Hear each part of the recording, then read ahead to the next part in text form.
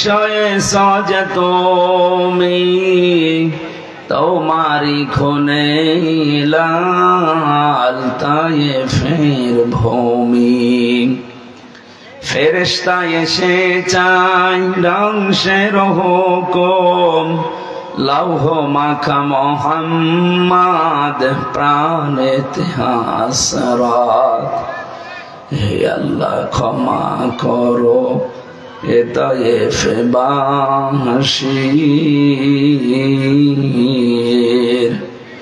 এরা বোঝেনি তো আমি যে মোহাম্মদ হৃদয়ে মোহাম্মদ।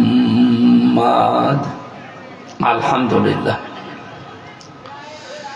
প্রাণপ্রিয় জেলা কুষ্টিয়া খোকসা থানার অন্তর্গত সমসপুর ঈদগাহ ময়দানে যুব সমাজের উদ্যোগে মাত্র 3 দিন আগে অনুষ্ঠানটা নিয়েছে তারা।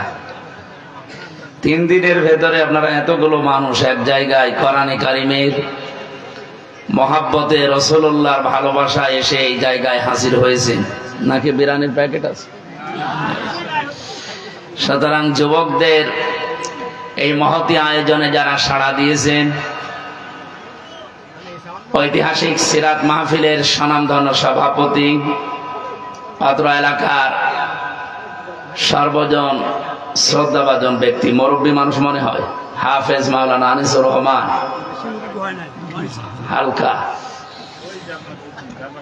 এখানে বিশেষ অতিথি হিসাবে যারা আলোচনা রাখলেন হাফেজ মাওলানা মুর্শিদ আলম, শেখ সাইদুল ইসলাম সাইদ ভাই,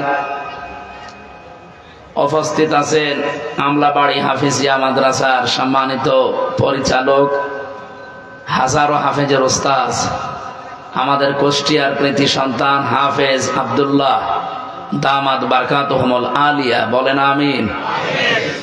উপস্থিত আছেন চুয়াডাঙ্গা থেকে এসেছেন জনাব মাওলানা হোসাইন আহমেদ মাহফুজ, এ মাহফিলের বরেণ্য যুবক সদস্য যারা এলাকার মুরব্বীদেরকে সাথে নিয়ে নবীজির সিরাত তার জীবনে আমাদেরকে শোনানোর জন্য ব্যবস্থা যারা করে দিয়েছে, ওদেরকে যে মা পেটে নিয়েছে আল্লাহ যেন খাদিজাতুল কুবরার মতো কবুল করে। যেহেতু সিরাত মাহফিল লিখেছেন, আমরা তার সিরাত নিয়েই কথা বলবো। আমার আজকের আলোচনার বিষয় সাবধান, আশ্চর্যবোধক চিহ্ন আছে।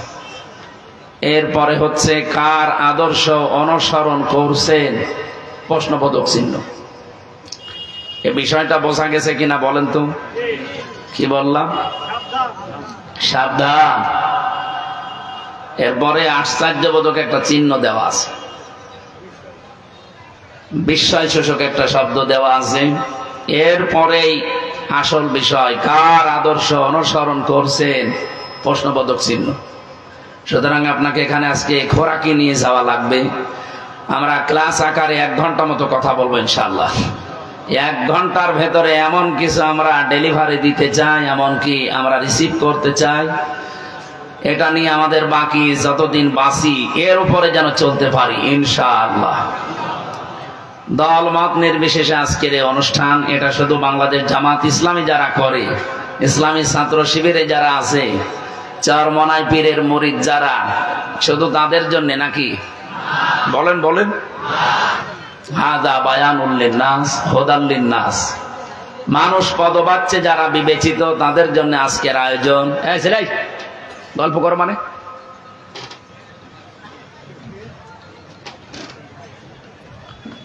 যেহেতু সবাই মিলে আমরা এসেছি, খুশি হয়ে বলছি আলহামদুলিল্লাহ। প্রশংসা আদায় করা লাগে সবকিছুর আগে কার? আর আমরা যেটা বিশেষ করে বাংলাদেশে বুঝি, প্রশংসা মানে আদায়ের সিস্টেম আমরা জানি অনেকে যে বলতে হয় যে আলহামদুলিল্লাহ হয়ে গেল না।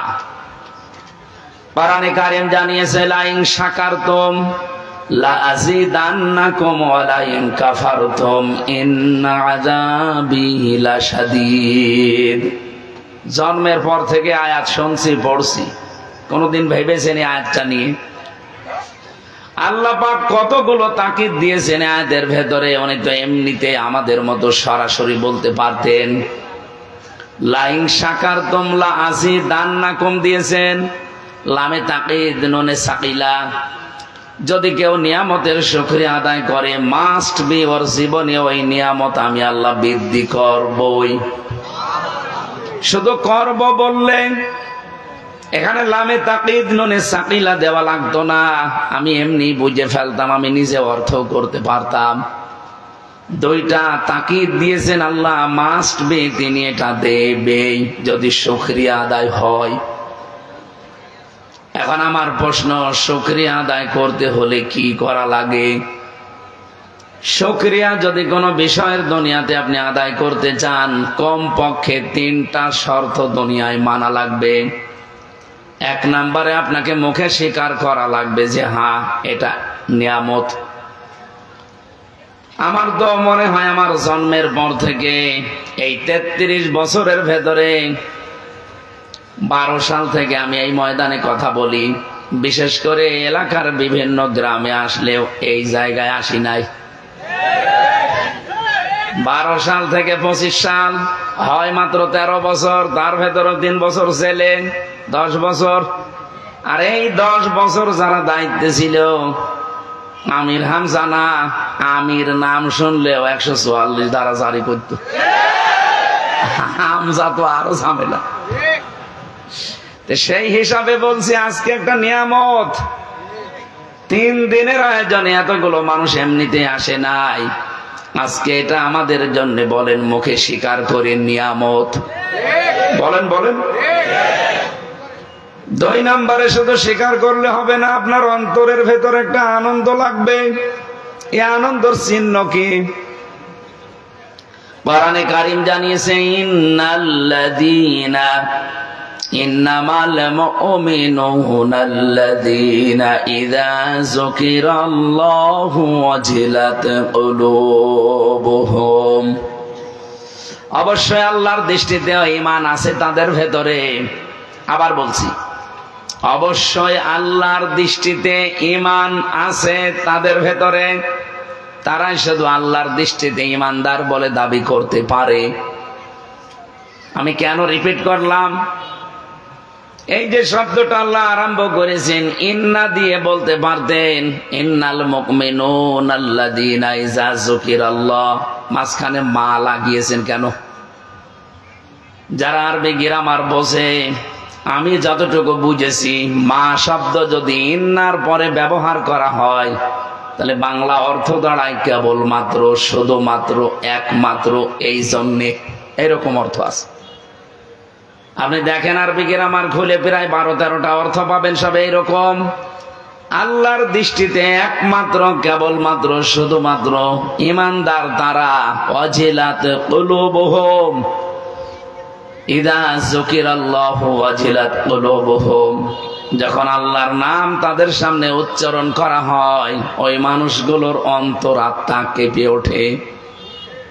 এখানে ওয়াজিলাত কুলুবুহুম এই শব্দের ব্যাখ্যায় তাফসিরে ফি জিলালিল কোরআন সাইয়্যিদ কুতুব রাহমাতুল্লাহ আলাইহি বলেন, আপনার অন্তর যে কেঁপে ওঠে এর চিহ্ন কি? এই আওয়াজ করা যাবে না। আপনার অন্তর কেঁপে ওঠে এর চিহ্ন কি? রব্বুল আলামিন বলেন, ওয়াইযা সামিউ মা উনজিলা ইলার রাসূলি তারা আয়ুনাহুম তাফিদু মিনাদ দামি মিম্মা আরাফু মিনাল হক, ইলা আখির আয়াত। সূরা মায়েদার ভেতরে এসেছে, 7 নাম্বার পারার 1ম নাম্বার পৃষ্ঠায় আছে। নবী, আপনি যখন কোরআনে কারীম শোনাবেন, আপনার উপরে যেটা নাজিল হয়েছে এটা যখন মানুষ শুনবে, যারা উপলব্ধি করতে পারে, যারা বুঝতে পারে, আপনি দেখবেন মনের অজান্তে তাদের চোখ দিয়ে পানি পড়ছে। কোরআনের আলোচনায় সবার চোখে পানি আসবে না, এটাকে আপনাকে বোঝার মতো যোগ্যতা থাকা লাগবে। আপনি যখন অনুধাবন করবেন যে কি বলতে চায় আর আমি কি করি, মনের ভেতরে যখন একটা উতাল পাতাল শুরু হবে, আপনি মনের অজান্তেই কখন কাঁদতেছেন নিজেও টের পাবেন না। আপনার এই দৃশ্য যদি তৈরি হয়, তাহলে কিছু চিহ্ন আপনাকে এখনই দেখা যাবে ভেতরে। 1 নম্বরে শরীরের পশমগুলো দেখবেন খাড়া হয়ে গেছে। দেখেন তো আপনার দিকে তাকিয়ে, যদি মনে হয় যে হ্যাঁ পশমগুলো সব খাড়া হয়ে গেছে, 2 নম্বরে বাম স্তনের 2 আঙ্গুল নিচে একটা গোস্তের টুকরা আছে, এখানে কাপ ধরবে। 3 নম্বরে আপনার মনের ভেতরে একটা অনির্বচন শোক আপনি অনুভব করবেন, এটা টাকা দিয়ে কিনতে পাওয়া যায় না। এই বিষয়গুলো যখন আপনার 3.5 হাত বডির ভেতরে আপনি পাবেন, আপনি মনে করবেন মাস্ট বি আপনি অন্তরে শান্তি পাচ্ছেন। তাহলে নিয়ামতের শুকরিয়া আদায়ের শর্ত কয়টা বললাম? 3টা। বলেন বলেন। 1 নম্বরে মুখে স্বীকার করা না, এরকম ছাত্র এখনই বুঝে যাচ্ছে। মুখে স্বীকার করা লাগবে যে হ্যাঁ সমস্পরে আজকের এটা নিয়ামত। বলেন বলেন। 2 নম্বরে আপনার মনের ভেতরে একটা অনির্বাচন শোক আপনি অনুভব করবেন, যেটা অন্তত আমি পাচ্ছি। এটা সবাই পাবে না, পাবে কারা? কোরআনে কারীম জানিয়েছে আল্লাহু ইয়াজতাবি ইলাইহি মাইয়াশা ওয়া ইয়াহদি ইলাইহি মাই ইউনিব। ইউনিব না উনিব? ইউনিব, ইয়ার উপরে পেশ আছে। আল্লাহ রাব্বুল আলামিন সূরা আশ-শূরার 13 নম্বর আয়াতের শেষের অংশে এটা জানিয়েছেন, আমি কাদেরকে দিয়ে এই আনন্দটা উপভোগ করাবো জানো? আল্লাহু ইয়াজতাবি ইলাইহি মাইয়াশা, যাকে আমি আল্লাহ আমার দ্বীনের জন্য নির্বাচিত করি। ইয়াজতাবি শব্দের শাব্দিক অর্থ হচ্ছে নির্বাচিত করা, পছন্দ করা, মনোনীত করা, সিলেক্টেড করা। আমার প্রশ্ন হচ্ছে পৃথিবীতে এই যে সিস্টেমটা আল্লাহ দিলেন ইয়াজতাবি, এজতেবা মানে মনোনীত করা, নির্বাচিত করা। এই নির্বাচিত করা হয় যে পদ্ধতিতে, ওই পদ্ধতির নাম নির্বাচন। নির্বাচন ছাড়া যদি কেউ নিজে নিজেই নির্বাচিত হয়ে বলে আমিও, এতদিন যেটা ছিল এটাকে আগামীতে আবার চলতে দেবেন? কোরআনের বিরুদ্ধে চলে যাচ্ছে না? আজাহিদু ফিল্লাহি হাক্কা জিহাদি হুয়াজতাবাকুম, তিনিই তোমাদেরকে নির্বাচিত করেছেন। শুধুমাত্র হুয়াজতাবাকুম পর্যন্ত আল্লাহ আয়াত সেট করে দেননি, শেষ না। ওমা জাআলা আলাইকুম ফিদ্দীনি মিন হারাজ, আল্লাহ যাদেরকে নির্বাচিত করেন, মনোনীত করেন, পছন্দ করেন, সিলেক্ট করেন, এই মানুষগুলো যদি সত্যি আল্লাহর নির্বাচিত হয়ে যায়, এরা দিনের উপরে চলতে গিয়ে যত বাধা বিপত্তি আসবে, এই বাধা বিপত্তি আল্লাহ নিজের পক্ষ থেকে সব সরিয়ে দেবে। এখানে হওয়ার ফাইল সরাসরি আমার আল্লাহ নিজে, এখানে কর্তা দুনিয়ার কেউ না। সুতরাং এটা রেকর্ড হচ্ছে সারা বাংলাদেশে। আজ যারা দিনের জন্য মনোনীত, যাদের জীবন মান প্রাণ সব তারা উৎসর্গ অলরেডি করে দিয়েছে, যারা এই কথা বলে ময়দানে নেমেছে, বলে ইন্না সলাতি ওয়া নুসুকি ওয়া মাহইয়ায়া ওয়া মামাতি লিল্লাহি রাব্বিল আলামিন, যারা এই কথা বলে মাঠে নেমে পড়েছে। নেমে পড়ে কখন? আপনি আমি তো নামতে পারি না, আমাদের পেছনে বিভিন্ন রকমের ঝামেলা লেগেই থাকে, অথচ আমার মতো মানুষে কিন্তু দিন কায়েমের জন্য অলরেডি সব দিয়ে নেমে পড়েছে। যত বাধা বিপত্তি আসুক, যত রকমের উল্টা পাল্টা গালি গালাজ কথাবার্তারা, মিথ্যা তহমত তাদের উপরে দেওয়া হোক, এই মানুষগুলোকে কিন্তু ফেরানো যায় না। বলেন,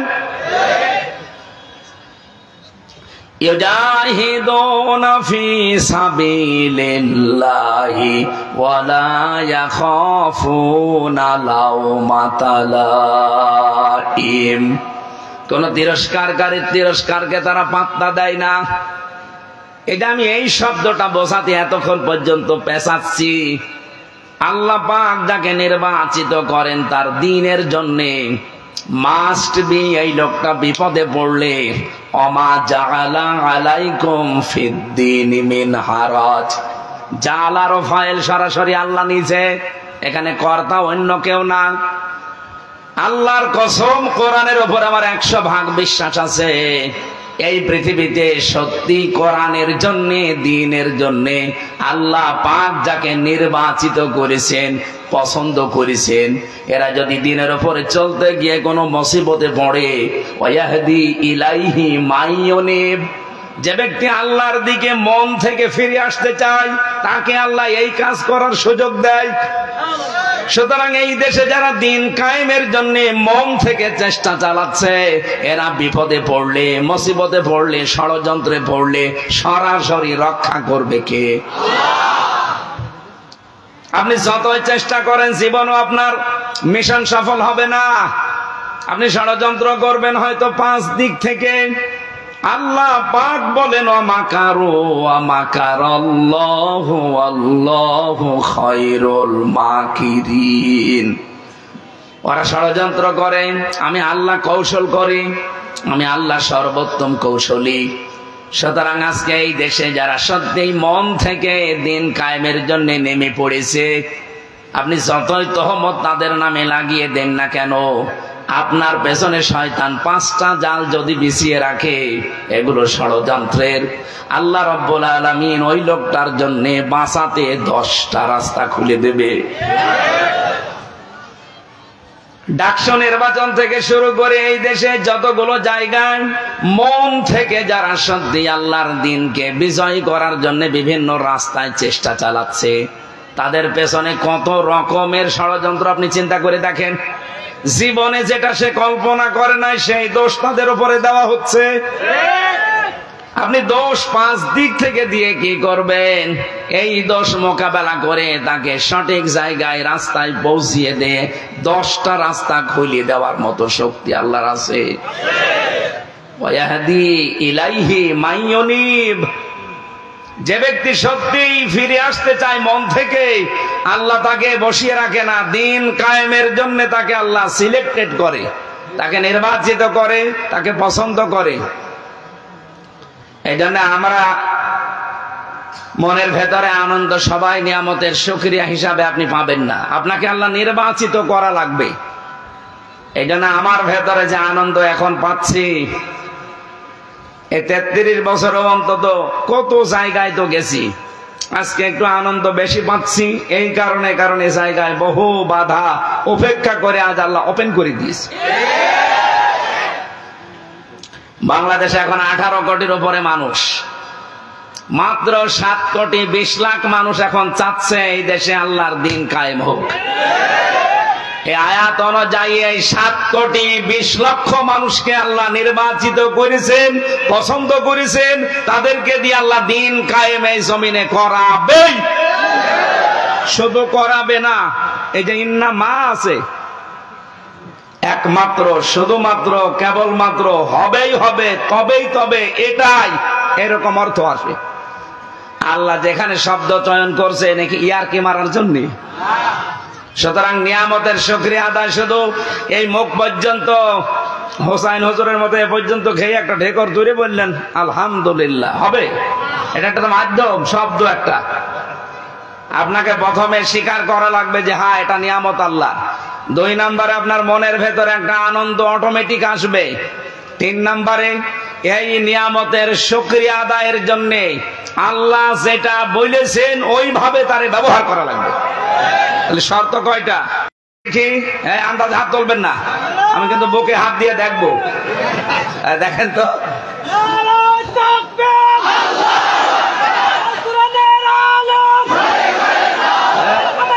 ঠিক আছে। কার সাথে কথা বলছিলেন? ও, তুমি হাত না তুলে ওদিকে কথা বলছো। এর বুকে হাত দিয়ে দেখেন, দেখেন নড়ছে কিনা।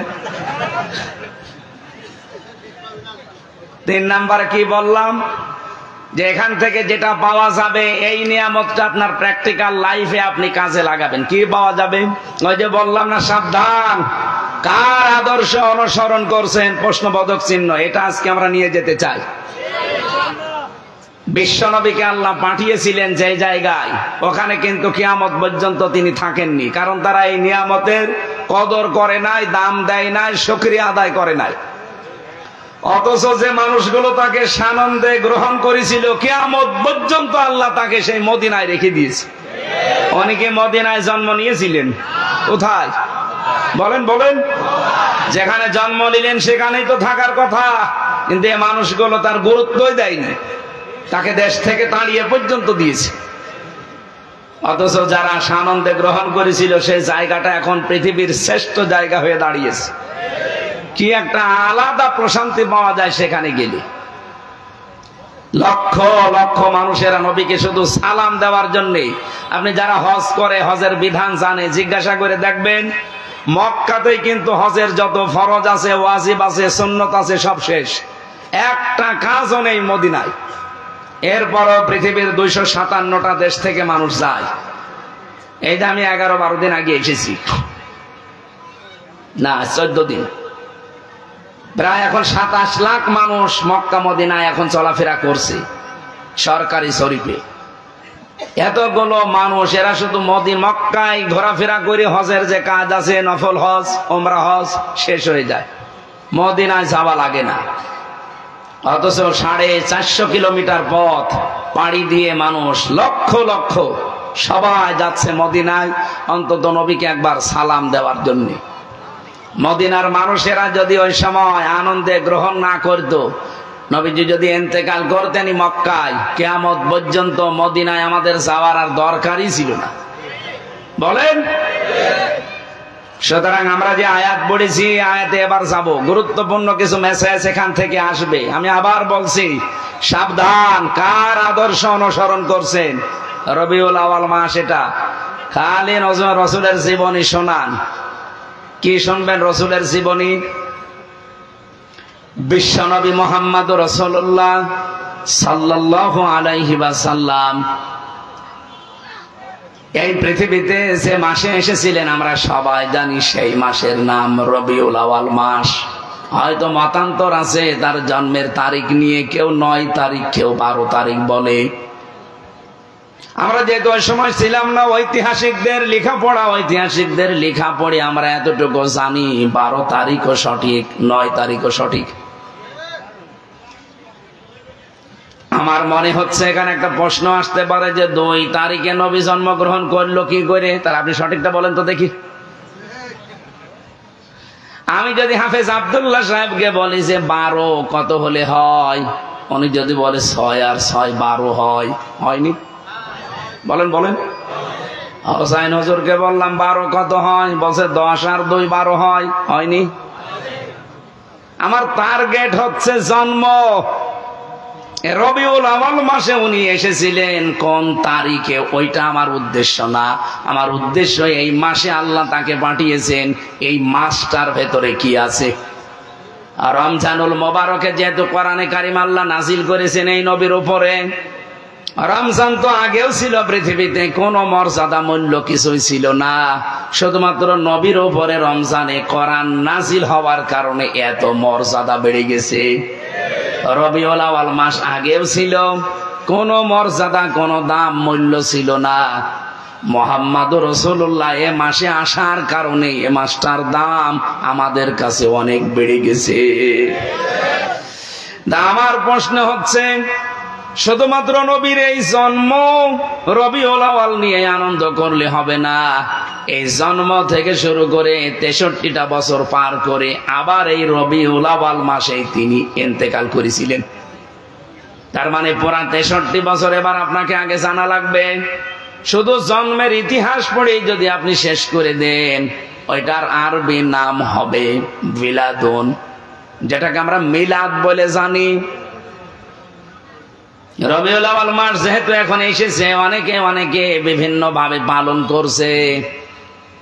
এই যে চট্টগ্রামের চনতি ময়দানে 19 দিন ব্যাপী একাধারে নবীর এই জীবনী আলোচনা হবে। সেখানে এক দিন এক একজনকে দিয়েছে, 19 দিন একাধারে তারা আয়োজনে সম্পৃক্ত। আমারে 18তম দিনে দিয়েছে নবীজির বৈপ্লবিক জীবন।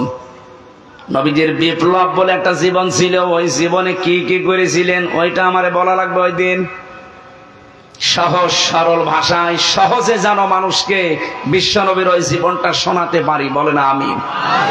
আজকে তো আর বৈপ্লবিক জীবন না, আজকে আর একটা নিচ্ছি।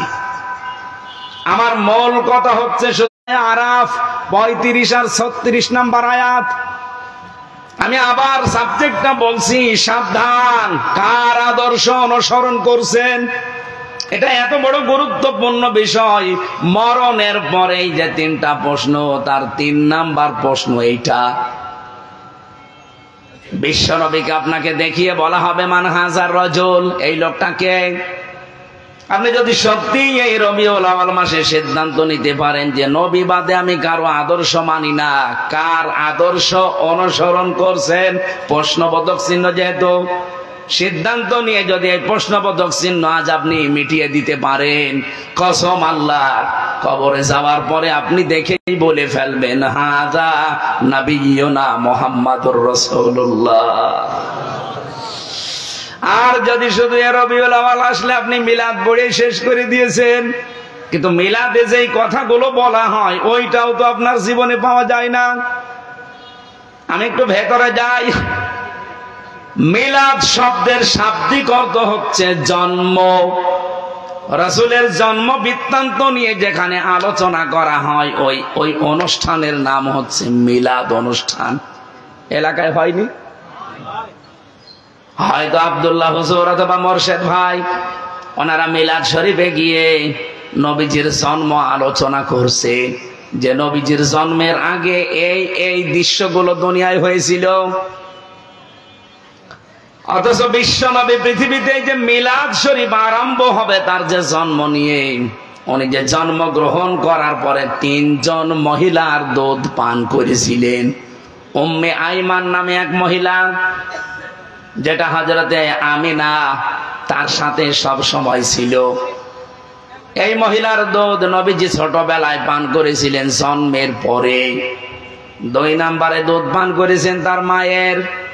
3 নম্বরে দুধ পান করেছিলেন এই পৃথিবীতে এক মহিয়সী নারী হযরতে হালিমাতুস সাদিয়া রাদিয়াল্লাহু তাআলা আনহা। যদিও এই মহিলা ওই দুধ পান করানোর পুরাটা সময় মুশরিকা ছিল। কথা বুঝতেছেন আমি কি বলছি? তাম পৃথিবীতে যত মহিলা ওই সময় ছিল, বিভিন্ন মহিলার দুধ নবীজিকে আল্লাহ পান করাতে পারতেন, মাত্র 3 জনের দুধ পান করিয়েছেন। উম্মে আইমান ওই যে যখন আসছিল, নবীজি বাবার কবর জিয়ারত করে আসার সময় মা মারা যায়, ওই সময় নবীজিকে দুধ পান করানোর জন্য তার কোলে তুলে দিয়েছিলেন আমিনা। যে বাবা তো নেই, আমিও চলে যাচ্ছি, দিয়ে গেলাম তোমার কাছে। ওখান থেকে দাদার কাছ পর্যন্ত পৌঁছাতে যে সময় লেগেছে, ওই মদিনা বা ইয়াসরিব থেকে মক্কা পর্যন্ত এই পুরাটা সময় যেই মহিলার দুধ নবী পান করেছিলেন ওনার নাম উম্মে আইমান। মায়ের দুধ খুব বেশি দিন পাননি তিনি। 3 নম্বরে যাই মহিলার দুধ সব চাইতে বেশি সময় ধরে পান করলেন, তার নাম হালিমা। আমি যে শিক্ষা দেব বলে এই পর্যন্ত আসলাম এইটাই। হযরতে হালিমা বলেন, সিরাত ইবনে হিশামে পাবেন, তাকে আমি এই ডান স্তন মুখে দিলাম, তিনি পান করলেন। বাম স্তন মুখে লাগানোর সঙ্গে সঙ্গে বের করে দিলেন। 1 বার 2 বার 3 বার আমি তার মুখে লাগিয়েছি, 3 বারই তিনি বের করে দিলেন। চোখের ইশারা দিয়ে যেন আমাকে জানাতে চাই, মা হালিমা জোর করেন কেন? ডান স্তন এটা আমার অধিকার ছিল, হক ছিল, আমি পান করেছি। বাম স্তন এটা আমার অধিকার না, এটা আমার দুধ ভাই আব্দুল্লাহর অধিকার। কারণ আমি জানি আপনার একটা ছোট্ট ছেলে আছে। পৃথিবীতে তো আমি ভাইয়ের হক নষ্ট করার জন্য আসি নাই, এসেছি ভাইয়ের হক ফিরিয়ে দেওয়ার জন্য। অকুষ্টিয়া মাসে যেই নবীর জীবনী শোনার জন্য, তার মিলাদ পড়ার জন্য বসে আছেন, সেই নবীর জন্মের কাহিনী বলছি। মায়ের কোলে বসে যেই নবী মায়ের হক ভাইয়ের হক ফিরিয়ে দেয়, মেরে খাই না, সেই নবীর উম্মত আমরা মিলাদ পড়তে এসে হাজারো বসে আছি ভাইয়ের হক মারার জম। এখানে ভাই মানে শুধু দুধ ভাই, আপন ভাই না। আল মুসলিম আখুল মুসলিম, মুসলমান মুসলমানের ভাই। বলেন রবিউল আউয়ালের 27টা শিক্ষা পেয়েছি আমি সিরাত গ্রন্থে, তার ভেতরে এইটা একটা, যে হক মারা যাবে না। মায়ের কোলে বসে জন্মের পরে এটা শিক্ষা দিয়েছেন নবী মুহাম্মদুর। অথচ সেই নবীর উম্মত আমরা দাবি করছি, মিলাদও পড়ছি, সিরাত মাহফিলে এসেছি। দিন যত যায়, যত বড় হয়, ভাইয়ের হক মারার জম হয়। আজকে একটা হাদিস পড়ছি, একটু ভালো করে শোনেন ভাই, এদিকে তাকান। বিশ্ব নবী জানিয়েছেন, আবি যাররিন রাদিয়াল্লাহু তাআলা আনহু قال قال النبي صلى الله عليه وسلم من ادعى ما ليس له فليس منا। মুসলিম শরীফের হাদিস। এরপরে আরেকটা অংশ আছে, আমি এটা বললাম না, বলছি আগে পর্যন্ত বলি। হযরতে আবু যর বলেন, আমি নবীর মুখে শুনলাম, নবীজি বললেন, যে জিনিস তোমার না, জোর করে যদি ওটা নিজের দায়িত্বে রেখে দাও, আয়ত্তে নিয়ে নাও। আবার বলছি, যেই জিনিস তোমার না, ওটা যদি জোর করে জবরদস্তি করে যে কোনো ভাবে নিজের আয়ত্তে ওইটা দখলে নিয়ে নাও, ওই দিন থেকে তোমার দুইটা ক্ষতি হবে। এক নম্বরে ফালাইসা মিন্না, তুমি ওই দিন থেকে নবীর উম্মত থেকে খারিজ হয়ে গেলে, আর নবীর উম্মত নেই। কুষ্টিয়াবাসী বলেন তো, এই হাদিসের প্রথম অংশটুকু আগস্টের 5 তারিখের পরে আজকে সেপ্টেম্বরের 3 তারিখ, এই 1 বছর 1 মাস প্রায় পার হয়ে গেল। কি মনে হচ্ছে আপনার? নবীর বহু উম্মত এই কুষ্টিয়া জেলায় অলরেডি খারিজ হয়ে গেছে। অন্যের জিনিস যারা চাঁদাবাজি করে,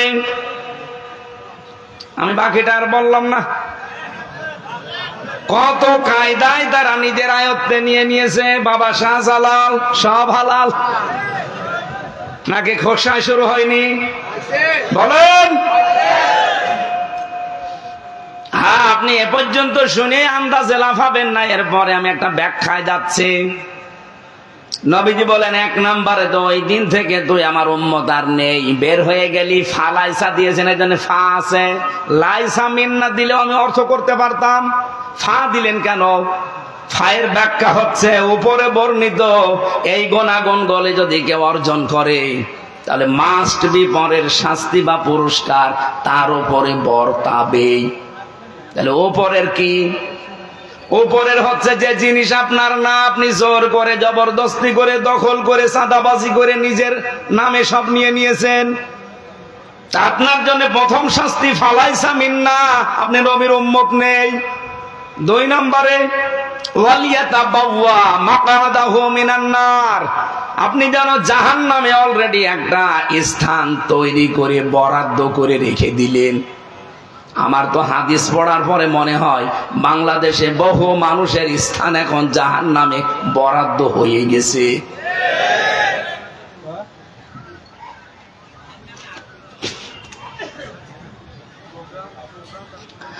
কুষ্টিয়াবাসী বড় ভালোবাসি আপনাদেরকে, এটা রেকর্ড হচ্ছে। যারা যাদের জিনিসপত্র নিয়েছেন 1 বছর 1 মাসের ভেতরে জোর করে জবরদস্তি করে চাঁদাবাজি করে ছিনতাই করে রাহাজানি করে ফাঁকি দিয়ে ওটা ফেরত দিয়ে দেন। যতদিন ফেরত না দেবেন আপনি নবীর উম্মত আর নেই, খারিজ হয়ে গেছেন আপনি। 2 নম্বরে আপনি জাহান্নামে নিজের একটা স্থান অলরেডি তৈরি করে রেখেছেন, আপনি মরবেন আর চলে যাবেন। এবার আসেন পরের দ্বিতীয় ব্যাখ্যায়। এ পর্যন্ত বুঝেছেন কিনা বলেন? হ্যাঁ, এখানে আওয়াজ হচ্ছে কেন ভাই? এই কথা বলা যাবে না। দ্বিতীয় ব্যাখ্যাটা শুনলে হয়তো অনেকের আনন্দ লাগতে পারে, আমি আনন্দ পাই। শোনেন, যেই জিনিস আপনার ছিল ওইটা হাতছাড়া করে ফেলেছিলেন, হারিয়ে ফেলেছিলেন, বেদখল হয়ে গিয়েছিল, এখন আপনার কাছে ওটা আবার ফেরত এসেছে, তাহলে আপনি কি বললাম বলেন? এই গল্প করে কে? যে জিনিস আপনার ছিল কিন্তু ওটা দখল, জালেমরা এতদিন এইটা জোর জবরদস্তি করে দখল করে রেখেছিল, ওরা আবার ফেরত পেয়েছে। আপনি বলেন এর ভেতরে কোনো ফাঁক ফোকর আছে? যারটা সে ফেরত পেয়েছে। কিন্তু আপনি কারটা নিলেন? কুষ্টিয়ার গোবরহাটে খাজানা করে 100 কোটি টাকার উপরে চাঁদাবাজি হয়েছে, এগুলো তো সবই তার বাবার টাকা। 15 বছরে তার যদি 5 কোটি টাকার ক্ষতি হয়ে থাকে, আপনি আরো 95 কোটি টাকা অলরেডি তুলে ফেলেছেন। আপনি যদি 95 কোটি টাকা তুলতে পারেন, আমার তো 200 কোটি টাকা তোলার দরকার। আপনার চাইতে এই 15 বছরে আমি আরো বেশি নির্যাতিত ছিলাম। এই কথা বলছেন। সুতরাং আন্দাজে মিথ্যা তহমত লাগাবেন না। ইসলামী ব্যাংক ছিনতাই হয়নি, ডাকাতি হয়নি, চুরি হয়নি, যারটা সে ফেরত পেয়েছে। সুতরাং তাদের জন্য শাস্তি না। এই সমসপুর বাজারে কোন দোকান যদি আপনার বেদখল হয়ে যায়, কেউ জোর করে জবরদস্তি করে ক্ষমতা দিয়ে কেড়ে নেয়, এখন আবার ওইটা আপনি ফেরত পেয়েছেন, আপনার গোনা হবে না। কিন্তু দোকানই আপনার না। কি বেশি বললাম? খাপের খাপ মমতাজের বাপ মিলে যাচ্ছে। বহু মানুষ এই 1 বছর 1 মাসে জীবনে কোনদিন চামড়ার স্যান্ডেল পাই দেয়নি, আর এখন 2 তলা স্যান্ডেল পাই দিচ্ছে। বাকি ইতিহাস গুলো নাই বলি। তাহলে যে কথা বলেছিলাম, মিলাদ পড়তে এসেছেন আপনি রবিউল আউয়াল মাসে। মিলাদের তো প্রথম শিক্ষা এইটা নবী জন্মের পরেই দিলেন, যে ভাইয়ের হক নষ্ট করার জন্য আমি আসি নাই, এসেছি ভাইয়ের হক ফিরিয়ে দেওয়ার জন্যে। আমাদের এই শিক্ষাটা যেন বাংলার মানুষেরা নিতে পারে এই রবিউল আউয়ালে, বলেন আমিন। অন্য জেলার লোক না নিয়ে কুষ্টিয়া মানুষ যেন নেয়। 2 নম্বরে নবীজির সিরাত শোনার জন্য আপনি এসেছেন, আজকে লিখে দিয়েছেন ঐতিহাসিক সিরাত মাহফিল। আসেন এবার আমরা সিরাত নিয়ে কথা বলবো। সূরা আরাফ থেকে পড়েছি আমরা মাত্র 2টা আয়াত।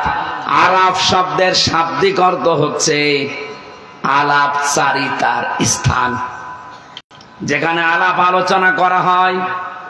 কিন্তু আয়াতের যে ব্যাখ্যা, এই নামকরণের যে ব্যাখ্যা, ঐতিহাসিক প্রেক্ষাপটে পেয়েছি। ওয়াবাইনাহুমা হিজাব ওয়ালাল আরাফি রিজালুন ইয়ারিফুনা বিসিকুল্লাম বিসিমাহুম। রব্বুল আলামিন বলেন, একটা পর্দা দিয়ে তাদেরকে আলাদা করা হবে। জান্নাত এবং জাহান্নামের মাঝে একটা পর্দা দেওয়া থাকবে, একটা প্রাচীর। এই দেওয়ালের উপরে কিছু মানুষকে আল্লাহ দাঁড় করাবেন। এদেরকে জান্নাতেও দেবেন না, জাহান্নামেও দেবেন না। সাহাবী প্রশ্ন করলেন, ওয়ানাদা আসহাবাল জান্নাতি আন সালামুন আলাইকুম লাম ইয়াদখুলুহা ওয়া হুম ইয়াতমাউন। যারা জান্নাতি মানুষ তারা তাদেরকে সালাম জানাবে, জাহান্নামী মানুষ যারা তাদের দিকে ফ্যাল ফ্যাল করে তাকিয়ে থাকবে। সাহাবীর প্রশ্নের জবাবে নবীজি বললেন, এরা কিন্তু জান্নাতে যেতে পারবে না, এদেরকে আল্লাহ জাহান্নামেও দেবে না, এই প্রাচীরের উপরেই দাঁড় করিয়ে রাখবে। অখোকসাবাসী বলেন তো, কিয়ামতের দিন যদি আল্লাহ আমাদেরকে ওই প্রাচীরের উপরে দাঁড় করিয়ে দেয়, জান্নাতেও দিচ্ছে না, জাহান্নামেও দেবে না। হাদিসের শেষ অংশে আমি পাইনি যে নবীজি এই কথা বলেছেন যে তাদেরকে আল্লাহ দেবে কোথায়। তার মানে ওইভাবে দাঁড়িয়ে থাকা লাগবে। খুব গুরুত্বপূর্ণ একটা বিষয়। সাহাবীর প্রশ্নের জবাবেই নবীজি বললেন, আল্লাহ তাদেরকে যে জান্নাতে দেয় না, কারণ জানো ওদের সব ছিল ভালো, শুধু মার বাবার সাথে আচরণ খারাপ ছিল। বাংলাদেশে বহু পুরুষ আমরা আছি, ছেলে আছি, সব ভালো আমাদের, কিন্তু মা বাবার সাথে সম্পর্ক ভালো না। কথা বলে না কেন? তাদের হক তো আদায় করা হয় না, তাদের আলাদা করে দেওয়া হয়, বৃদ্ধাশ্রমে রেখে আসে। এই দোষ শুধুমাত্র সন্তানদের একা না, এর পেছনে যারা কলকাঠি নাড়ি তারা হচ্ছে মেয়েরা, বিশেষ করে বউ আর শাশুড়ি। এরকম বউ আর শাশুড়ি আছে কার? হাত তোলেন তো, 2 হাত তোলেন। আছে, 2-1 আছে। মেয়েরা এসেছেন কিনা আমি জানি না। আমার মা বোনেরা শুধু নামাজ পড়া, রোজা রাখার, কালো বোরকা পরাই ইবাদত না, শাশুড়িকে নিজের মায়ের মতো মনে করা ইবাদত। আল্লাহর কসম, আমি নিজে একজন স্বামী, বাস্তবতা কিন্তু এইটাই। ছেলেরা সব সময় তার মায়ের সাথে, বাবার সাথে জড়িয়ে থাকা জিনিসকে ভালোবাসে বেশি। আমার 33 বছর বয়স, এখন বাড়িতে গেলে আমার মায়ের আঁচল ধরে এখনো মুখ মোছা লাগে। আমি নিজে দেখেছি 90 বছর বয়স মায়ের, 70 বছর বয়স ছেলের। এত বড় ছেলেকে মা 2 হাত দিয়ে পিটাচ্ছে, অথচ ছেলে কান্নাকাটিও করে না, দৌড়েও যায় না, আর মাথা ঠেলে দিয়ে বলে মা মারেন। মায়ের কাছে ছেলে ওই 70 বছর না, ওর বয়স এখন ওই 3 বছরই আছে। আমার 33 বছর বয়স, তাতে কি হয়েছে? আমি সেই হামজা, মানে 5 বছরের হামজায় আছি। আমার যদি 100 বছরও বয়স হয়, শুধু বাংলাদেশ না, তামাম পৃথিবীর যদি আমি মালিক হয়ে যাই, আমার মা ফিরোজার কাছে আমি সেই 5 বছরের হামজায় আছি। বলেন, মায়ের আঁচলটা, এর সাথে জড়িয়ে যারাই থাকবে তাদেরকে ছেলেরা বেশি ভালোবাসে।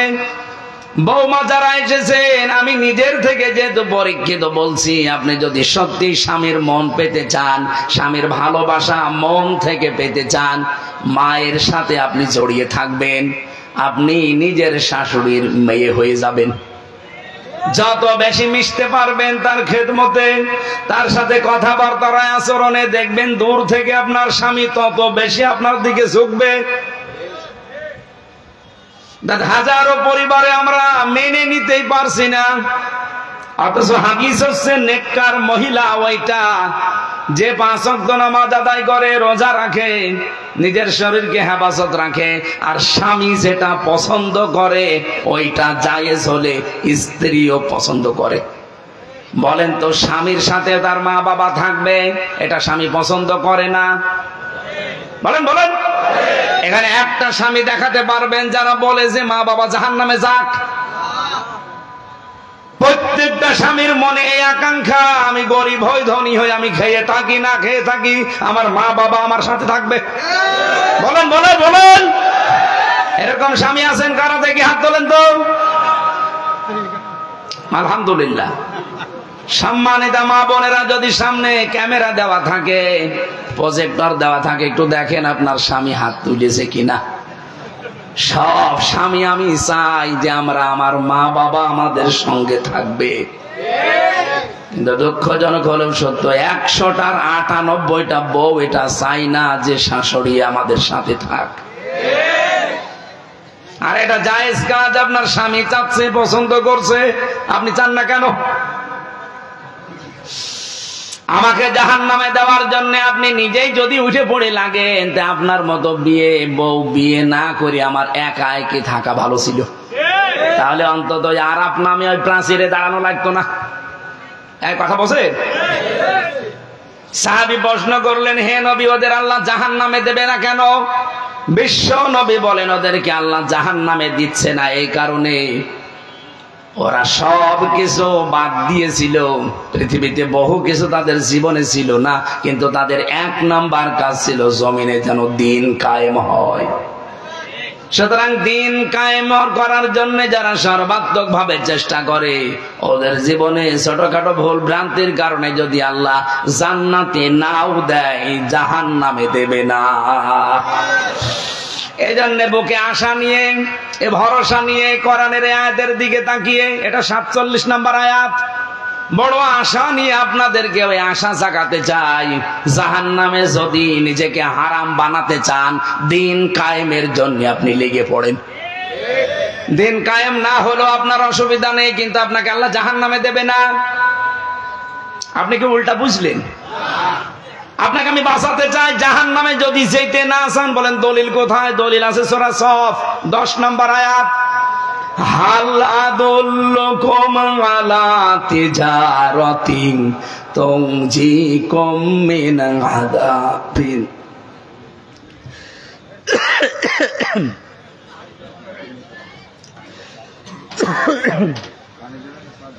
ভালো, এটা ভালো।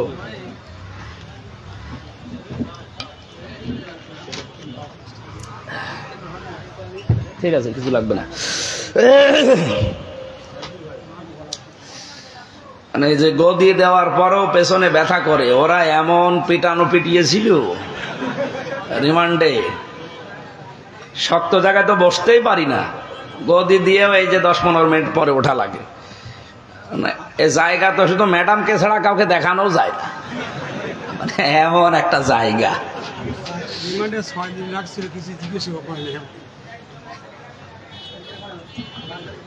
এই জন্য বসে থাকা খুব কঠিন হয়ে যায় একাধারে।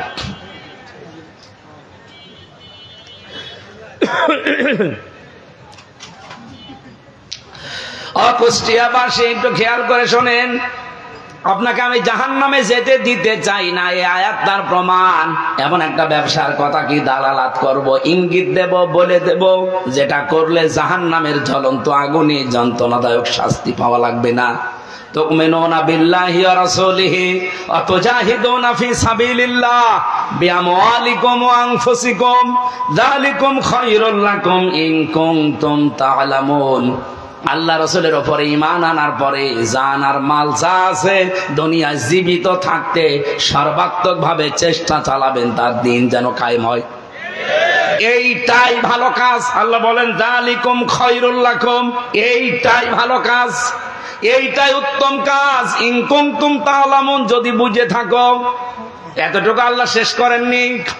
ইয়াগফির লাকুম যুনুবাকুম ওয়া ইউদখিলকুম জান্নাতিন তাজরি মিন তাহতিহাল আনহার ওয়া মাসাকিন তাজ্জিবাতান ফি জান্নাতি আদন যালিকাল ফাওজুল আযীম। দুনিয়াতে যাবার আগে আপনার জীবনের যত অপরাধ আছে আল্লাহ সব মাফ করে দেবে।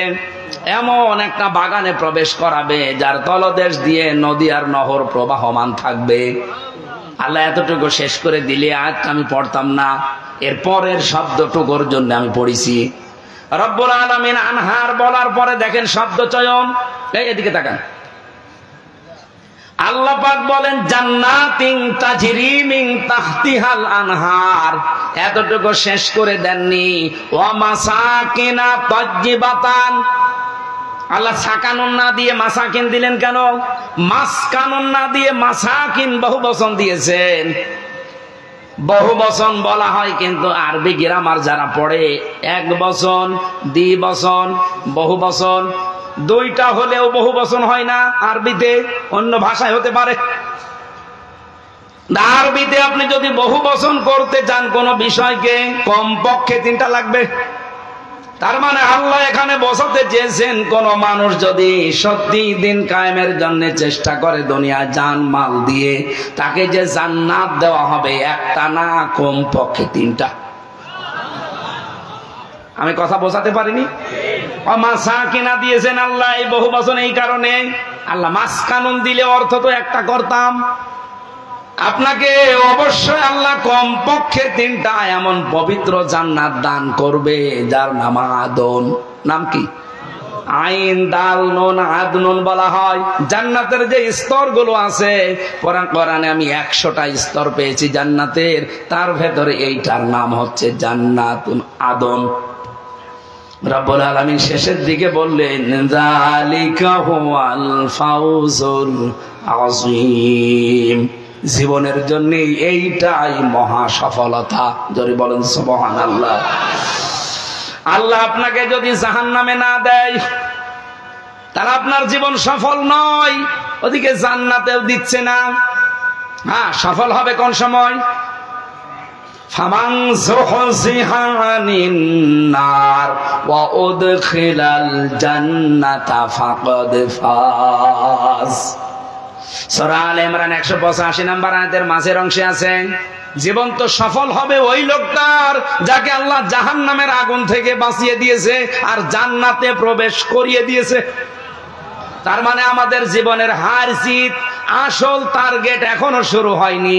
আসল জীবনের হার জিত, আসল সফলতা যেই দিন আল্লাহ জাহান্নামের আগুন থেকে পুরাটা বাঁচিয়ে জান্নাতে প্রবেশ করিয়ে দেবে। আর আপনাকে স্থানে যারা আছে তাদের জীবন কিন্তু সফল না, কারণ তারা জান্নাতেও যেতে পারছে না, জাহান্নামেও যাবে না। এই প্রাচীরে কতদিন দাঁড়িয়ে থাকবে? এই হাদিসের শেষে যেহেতু আমি আর পাইনি, কেউ পাইনি, নবীজি আর বলেনও নি, এখানে আছে লাম ইয়াদখুলুহা ওয়া হুম ইয়াতমাউন। তমাউন শব্দের শাব্দিক অর্থ হচ্ছে নিজেকে আত্মতৃপ্তি লাভ করা। তাদেরকে জান্নাতেও প্রবেশ করানো হচ্ছে না, জাহান্নামেও দেওয়া হচ্ছে না, কিন্তু তারা তৃপ্তি পাচ্ছে না। আমাদের কারো কপালে যেন এই প্রাচীর না জোটে, অন্তত জাহান্নামে তো যেতে চাই না। জাহান্নাম থেকে আল্লাহ যেন মুক্ত করে বাঁচিয়ে দিয়ে জান্নাত পর্যন্ত সবাইকেই পৌঁছিয়ে দেয়, বলেন আমিন। এবার আল্লাহ আমাদের নাম ধরে ডাকলেন, ইয়া বানি আদম ইম্মা ইয়াতিয়ান্নাকুম রাসূলুম মিনকুম ইয়াকুসসুনা আলাইকুম আয়াতি। হে বনি আদম সন্তান, যদি তোমাদের কাছে তোমাদের ভেতর থেকে কোন রাসূল আসে, ইয়াকুসসুনা আলাইকুম আয়াতি, তারা বর্ণনা করে তোমাদেরকে আমার আয়াতগুলো শোনায়। আমার প্রশ্ন হচ্ছে, আল্লাহ রাসূলুন বহু বছর না দিয়ে রাসূলুন দিলেন কেন? এখন কি দুনিয়ায় রাসূল আছে? বলেন বলেন। তাহলে এই আয়াতটা ভুল না, মানে আপনি মিলিয়ে দিন। রাসূল না দিয়ে আল্লাহ রাসূলুন দিলেন কেন? রাসূল এক বছর, রাসূলুন বহু বছর। এটা তো ১৫০০ বছর আগে নাজিল হওয়া। মুহাম্মদ রাসূলুল্লাহ শেষ রাসূল, তিনি আর নেই। আল্লাহ কেন রাসূলুন দিয়েছেন? এই জবাব পাওয়ার জন্য আশা লাগে। এখন যেহেতু রাসূল নেই দুনিয়ায়, কিন্তু রাসূলের নায়েব আছে, স্থলাভিষিক্ত মানুষ আছে, তার নাম বলেন বলেন। আল উলামা ওয়ারাসাতুল আম্বিয়া, আলেমরা হচ্ছে নবীর নায়েব, স্থলাভিষিক্ত উত্তরাধিকারী। সুতরাং রাসূলুল্লাহ যেভাবে তেলাওয়াত করে করে বর্ণনা করতেন আল্লাহর আয়াতগুলো, এই কাজ যারা হাতে নেবে তাদের কথা যদি কেউ শুনে নিজেকে পরিবর্তন করে নেয়। আজকে হামজা এখানে কথা বলছে, হাফেজ আব্দুল্লাহ কথা বলছে, আরে আমরা তো শুধুমাত্র মানুষ, আমাদের নামের আগে হাফেজ, মাওলানা, মুফতি, মুহাদ্দিস, মুফাসসির লেখা আছে। এজন্য আমরা এখন আর সাধারণ না, আমরা এখন নবীজির নায়েব। নবীজি থাকলে যেই কাজ করতো কোরআন দিয়ে, আমরা যদি ওই কাজ ওইভাবে করতে পারি, তাহলে মানুষের দায়িত্ব কি হবে? ফামানিত্তাকা, যে ব্যক্তি এই কাজগুলো শোনার পরে নিজেকে সংবরণ করবে, নিজেকে বাঁচিয়ে রাখবে। তাকওয়া শব্দের শাব্দিক অর্থ বাঁচিয়ে রাখা। নিজেকে বাঁচিয়ে রাখবে কিসের থেকে? আল্লাহর অবাধ্যতা থেকে। ওয়াসলাহা, নিজেকে সংশোধন করে নেবে। এই সংশোধনের ব্যাখ্যায় হয়তো মোরশেদ ভাই বলতে চাচ্ছিলেন, সময় পাননি, পড়াটা বলতে পারেননি। আমরা এবারে ব্যাখ্যায় যাচ্ছি। আপনি নিজেকে সংশোধন করার নিয়ত নিয়ে আজকে এখানে বসা লাগবে। এতদিন আমার জীবনে যাই হয়েছে, ভুলে হোক জেনে হোক হয়ে গেছে, এখন আমার জীবন কি আমি বুঝে ফেলেছি। আমার জীবনটা কিচ্ছু না, চোখ বন্ধ হয়ে গেলে আমার কোনো মূল্য আর নেই। সুতরাং এই মুহূর্তে আমি সিদ্ধান্ত নেব যে আমি সংশোধন হয়ে যাব, আমি ইসলাহ হব। আল্লাহ পাক বলেন, এই দুইটা গুণ যদি আমার রাসূলদের কথা, আলেমদের কথা মতো শুনে নিজেকে পরিবর্তন করে নিতে পারো, ফালা খাউফুন আলাইহিম ওয়ালা হুম ইয়াহজানুন, কোনো ভয় নেই তোমাদের জন্য, কোনো চিন্তা নেই। বলেন সুবহানাল্লাহ। পক্ষান্তরে সিস্টেম অপর পৃষ্ঠায় দেখুন, ওয়াল্লাযীনা কাযযাবু বিআয়াতিনা, যারা আল্লাহর এই আয়াতগুলো শোনার পরে মিথ্যা প্রতিপন্ন করবে, মিথ্যা মনে হবে তাদের কাছে, না এরকম কথা বলেই থাকে। ও আব্দুল্লাহ 50 বছর এরকম কথা বলছে। ওয়াস্তাকবারু আনহা, কোরআনের ব্যাখ্যা শোনার পরে যে মানুষগুলো অহংকার করে তার থেকে মুখ ফিরিয়ে চলে যাবে, উলাইকা আসহাবুন নার, এরা জাহান্নামের অধিবাসী। হুম ফিহা খালিদুন, চিরদিন এই অহংকারের কারণে জাহান্নামে থাকবে। এরকম অহংকারী মানুষ বাংলাদেশে নেই।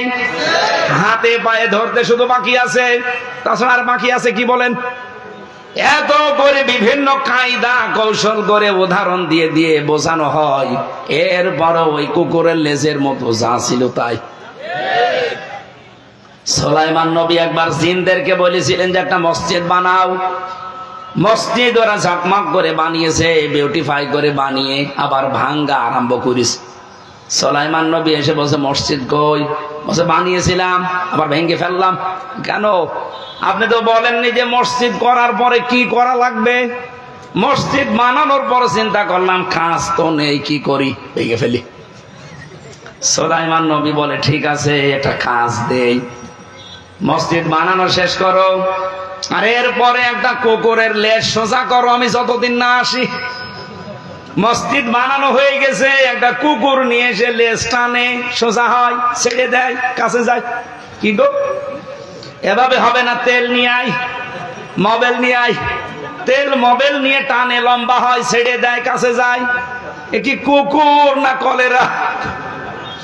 এভাবে হবে না, বাঁশ নিয়ে আয়, জায়গা মতো বাঁশ দে, টাইট করে বেঁধে রাখ। 7 দিন একাধারে বাঁশ দিয়ে বেঁধে রেখেছে, ওর লেজ যেই খুলে দিয়েছে আবার যা ছিল তাই। সুলাইমান নবী এসে দেখছে ওরা টানা টানিতে ব্যস্ত। কি গো, কি হুজুরে, কি কুকুর এত টানি লম্বা হয়? মনে হয় যে হ্যাঁ ভালো হয়ে গেছে, যেই ছেড়ে দেয় আবার কাছে যায়। আমার তো মনে হচ্ছে এই 54 বছরে দেশের দায়িত্বে যারা ছিল অধিকাংশ চরিত্র এই কুকুরের লেজের মতো। বহু কায়দায় আমরা তাদেরকে কাটকত দিয়েছি, টানাটানি করেছি, মানববন্ধন করে, সংবাদ সম্মেলন করে, কত মিছিল মিটিং করে, কত রকমের কত কথা বলে বলেছি ভাই থামেন না। মনে হয় যে ভালো হয়ে গেল, যেই ছেড়ে দেয় আবার কাছে যায়। কি বলি বোঝেন তো নাকি আন্দাজে? অনেক মানুষ তো হাসতেছেন। আমাদের বহু মানুষের চরিত্র এখন হয়ে গেছে কুকুরের এই লেজের মতো। না, আমরা এভাবে আর থাকতে চাই না। যারা অহংকার করে মুখ ফিরিয়ে চলে যাবেন, আল্লাহর কসম আপনি জাহান্নামী, এ ফতোয়া আমার আল্লাহ নিজে দিয়েছেন। এরপরের অংশটা আর একটু কঠিন। ফামানা যালামু মিম্মান ইফতারা আলাল্লাহি কাযিবান আও কাযযাবা বিআয়াতি। রব্বুল আলামিন বলেন, বহু মানুষ এই দুনিয়ায় এমন আছে তারা আমি আল্লাহর কাছে সব চাইতে বড় জালেম। আল্লাহ কিন্তু ইসমে তাফজিল দিয়েছেন, ছোট জালেম না বড় জালেম। আল্লাহর দৃষ্টিতে সব চাইতে বড় জালেম ওই লোকটা যে আল্লাহ সম্পর্কে আন্দাজে মিথ্যা কথা বলে। আর এটা সব চাইতে বেশি বাংলাদেশে। আমি নিচে নামতে পারলাম না, দুঃখিত। আও কাযযাবা বিআয়াতি, অথবা তার আয়াত সম্পর্কে এমন কথা বলে যেটা কোরআনের সাথে আল্লাহর আয়াতের সাথে মিল নেই। উলাইকা ইয়ানালুহুম নাসীবুহুম মিনাল কিতাব হাত্তা ইযা জাতুহুম রুসুলুনা ইয়াতাওয়াফাউনাহুম। অবশ্যই এদের কাছে কিতাব থেকে নির্ধারিত অংশ পৌঁছিয়ে যাবে। আমি খুব তাড়াতাড়ি করছি, 11টা পর্যন্ত সময় নিয়েছিলাম, হয়ে গেছে। এই জন্যে হঠাৎ করে যখন তাদের সামনে মৃত্যুর ফেরেশতারা চলে আসবে, তারা এসে জিজ্ঞাসা করবে আইনা, কোথায়, মা কুনতুম তাদউনা মিন দুনিল্লাহ, আল্লাহকে বাদ দিয়ে, আল্লাহর বিধান বাদ দিয়ে যাদের পেছনে ছোটাছুটি করতে, দৌড়াদৌড়ি করতে, কোথায় তারা, তাদেরকে ডাকো।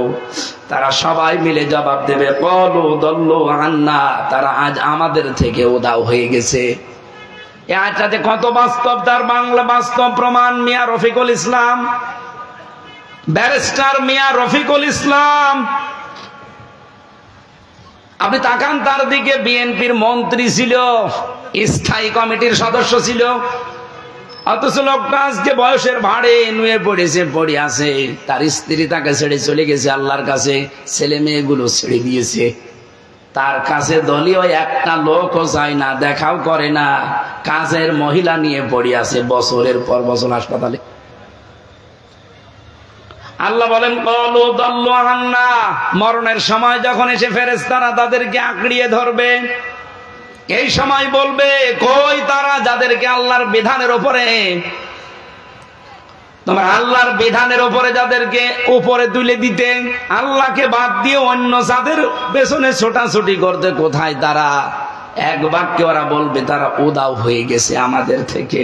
ওয়াশাহিদু আলা আনফুসিহিম আন্নাহুম কানু কাফিরিন, নিজেদের প্রতি জুলুম করেছি এই কথা তারা ওই সময় স্বীকার করবে আর বলবে অবশ্যই আমরা কাফের ছিলাম। বলেন নাউজুবিল্লাহ। রব্বুল আলামিন বলেন এক বাক্যে আমি তাদেরকে শোনাবো, ক্বালা দুখুলু ফি উমামিন ক্বাদ খালাত মিন ক্বাবলিকুম মিনাল জিন্নি ওয়াল ইনসি ফিন্নার, প্রবেশ করো ওই জাতির ভেতরে তোমাদের পূর্বে যারা এই পৃথিবী থেকে বিদায় নিয়েছে, এরকম মানুষের তৈরি করা আইনের পেছনে ঘুরে ঘুরে জিন আর মানুষের ভেতর থেকে যাও, তাদের মাঝখানে জাহান্নামে যাও।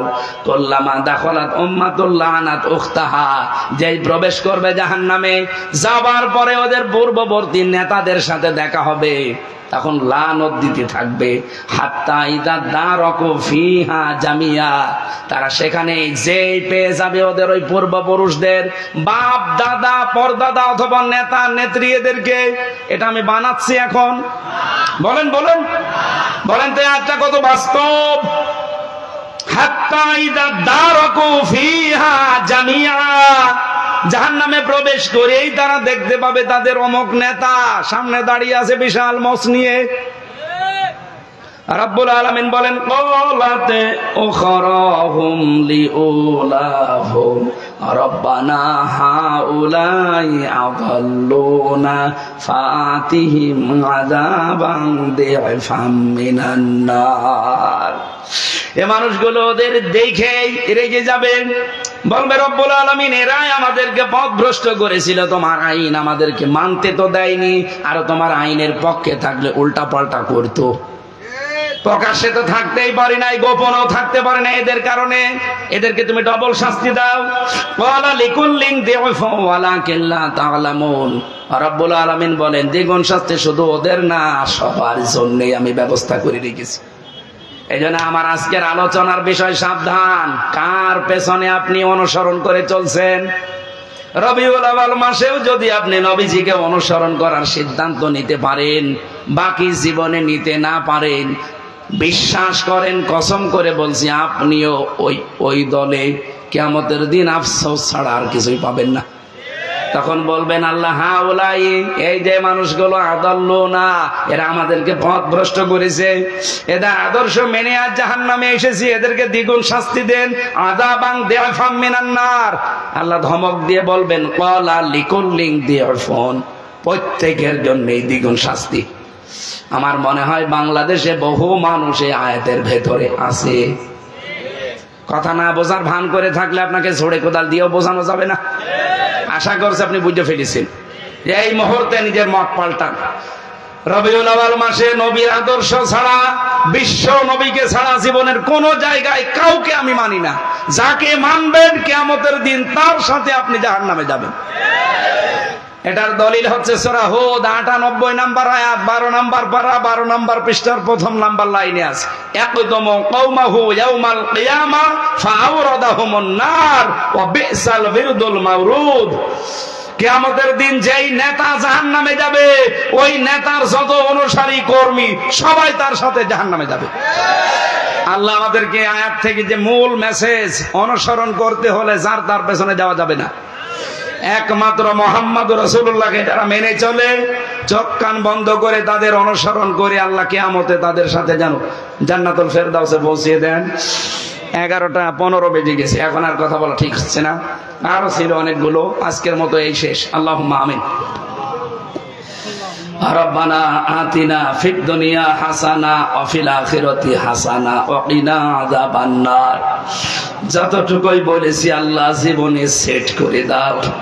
যে যুবকগুলো মাত্র 3 দিনের ব্যবধানে বিশাল আয়োজন করেছে, এই যুবকদেরকে যে মা পেটে নিল, আল্লাহ মায়ের পেট তুমি কবুল করে নাও। এই যুবকদেরকে আর কোনো খারাপ পথে দিও না।